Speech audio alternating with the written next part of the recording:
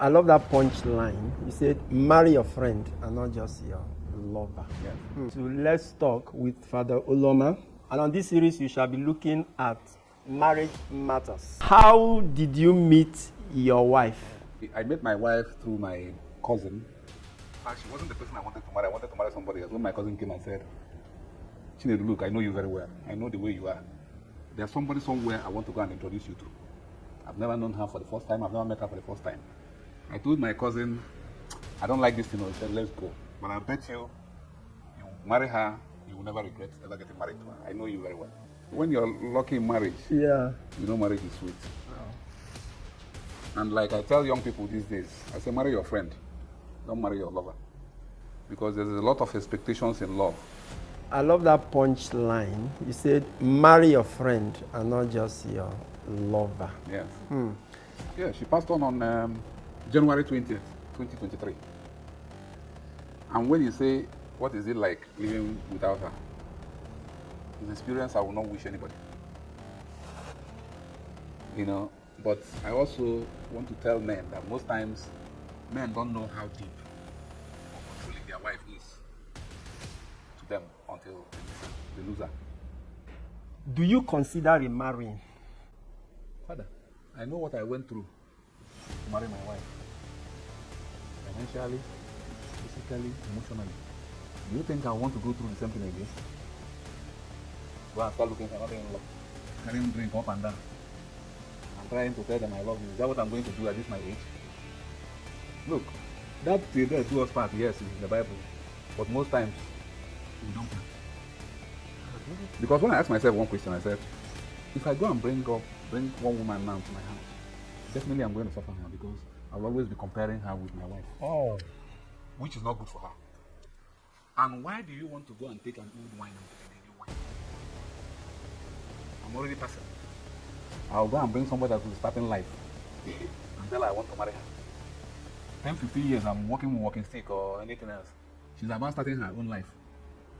I'll start telling her, hey, this thing you're doing to me. Is it not, if you go and bring an old wine now and put into a new one, of course it's going to spoil now.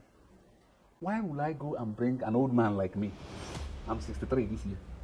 If I want to marry now and I marry somebody, 10 years I'll be 73. Maybe the person is starting life.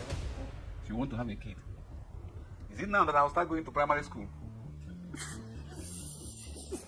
And start going to know, I've forgotten how primary school is. What they pay there, I don't even know. People say it now. Is it now? I'm even trying to run away from the university. By the time that one will grow, university then will be 20 million. Where will I get the money from? My pension money. How long should a man mourn his wife before considering remarriage? What do you think? Mourning your wife depends on you and the way you feel about the person. You see, when you say how long, some people, I say 1 month.